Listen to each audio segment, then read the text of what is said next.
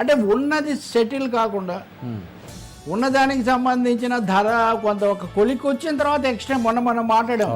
ఉపనగరాలు satellite cities అనేవి develop చేయడం మీరు హైదరాబాద్కు, చెన్నైకి, బెంగళూరుకు, ముంబైకి శాటిలైట్ సిటీస్ చాలా ఉంటాయి. ఇప్పుడు కొత్తగా ఆ కాన్సెప్ట్ కూడా వచ్చింది.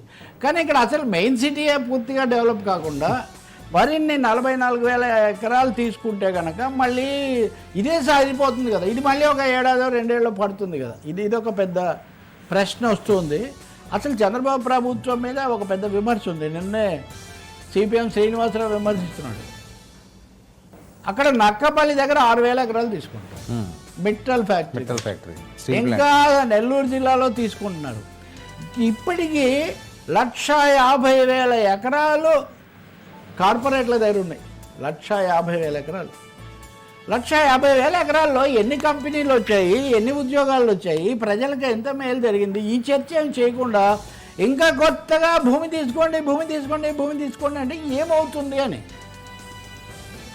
ఇప్పుడు అమరావతికి కూడా ఉన్న అమరావతిని అభివృద్ధి చేయడం మీరు ఉదయం కూడా చర్చించినట్టున్నారు.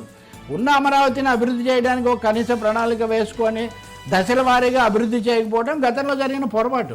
సో ఈ ప్లాన్ బి లేకుండా మళ్ళీ వేల ఎకరాలు తీసుకోవడమే అయితే కనుక కథ మళ్ళీ మొదటికే వస్తుంది.